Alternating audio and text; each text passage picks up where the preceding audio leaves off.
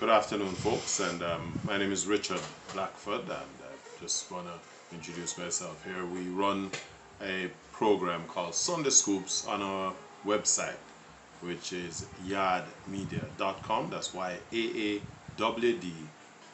media.com. Now, every Sunday we host a 2-hour program, and as I said, the program is known colloquially as Sunday Scoops, and we look at the scoops behind Jamaican music. We only focus on Jamaican music on this program, and we're going to talk a little bit more about Sunday Scoops as we go along. But essentially, last week we did a 2-hour edition on the Burning Spear. Burning Spear, of course, is highly regarded within the reggae music spheres, particularly where roots reggae is concerned. Burning Spear is and has been the voice out there for, I would say, the better part of the last 50 years, as prodigiously, delivering the message of roots reggae music through every curve of the globe. And as a Jamaican, I am personally proud to identify not only with reggae music, but with individuals like the Burning Spear. Burning Spear was born Winston Rodney, and he grew up in the parish of St. Anne. He was actually born in St. Anne's Bay, which is effectively the capital of the parish of St. Anne, and he was born on March 1st in 1945. Now, essentially growing up in that rural Jamaican area, a largely agriculture, a little bit of fishing, and in later years would have become better known for tourism and bauxite production. But this is the area that Burning Spear was coming from, as far as his Jamaican origin is concerned. And at the time, known as Winston, his government name Winston Rodney, and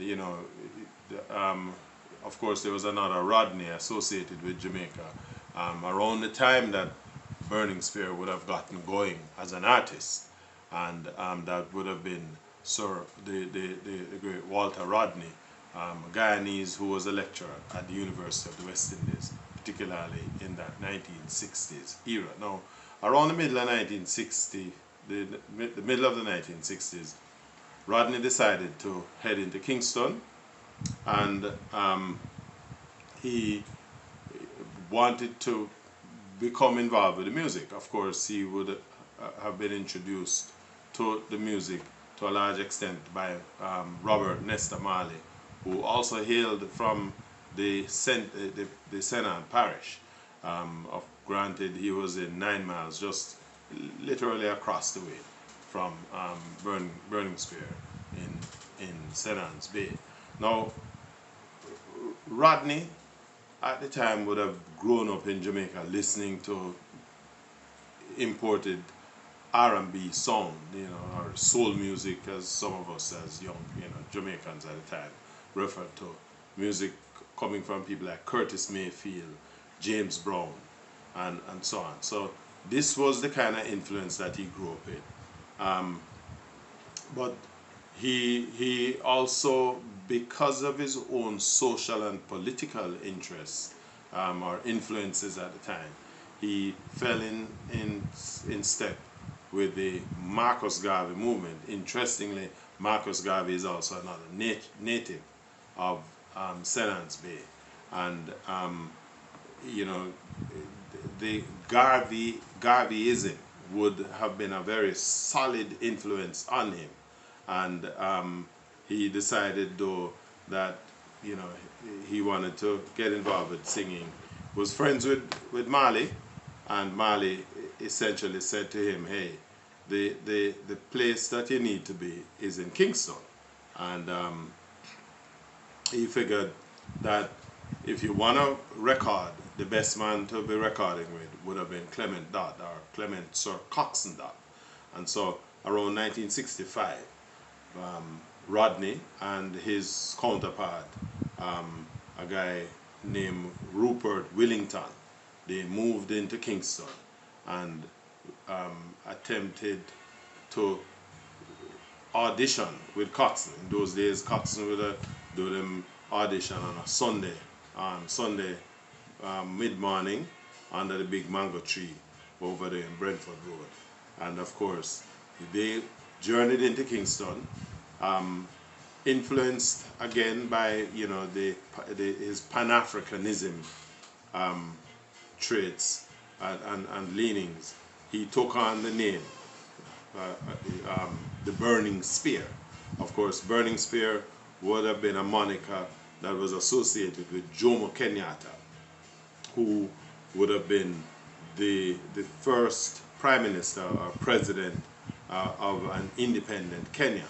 And of course, history will recall that Kenyatta was put on trial for his involvement in the famous Mama Rebellion, and it is out of that whole environment that he earned the name the Burning Spear. Interestingly, he was defended at that trial and successfully by another Jamaican, Dudley Thompson, who was an attorney practicing in England, and he defended him at the trial and basically won his release. But to cut a long story short, because this is really about Burning Spear, so he came into Kingston and he opted to do some an audition with Coxsone, and the song that they auditioned at the time would have been the song called Door Peep. And I'm gonna encourage you, you wanna really take in this, the details of this telecast, you wanna go visit our website at yardmedia.com. that's YAAWD, yardmedia.com, where you'll be able to watch the entire 2-hour show on Burning Spear, replete with all of the music. I think that program is littered with about 40 Burning Spear songs, dating back from his original 1960, 65 or early to mid-60s beginnings, right up until the 2000s. We hand select the songs that we think would have made an impact in terms of delivering this telecast. So I'm going to encourage you to visit our website at yardmedia.com, and that's YAAWD, yardmedia.com, and tune in to the telecast on Burning Spear. Yard Media and its flagship program, Sunday Scoops, looks at Jamaican music, and we look at the music from as far back as the early 1950s, when we were basically listening to North American blues and jazz and bebop, and we a little bit of R&B, and that influence came into our music. We created our own R&B stylings. It created our own jazz and blues stylings, which later gave way to ska. And in time, and I should, I'm jumping the gun, because prior to that, we would have been playing more mento music, but the mento gave way to that R&B blues era, and that blues era, along with the R&B, would eventually be morphed into what became known as ska, and in time ska gave way to rocksteady, and of course rocksteady gave way to reggae. In fact, in the 1960s, as the rocksteady era, granted it was pretty short, it was the shortest of the musical eras as far as Jamaican music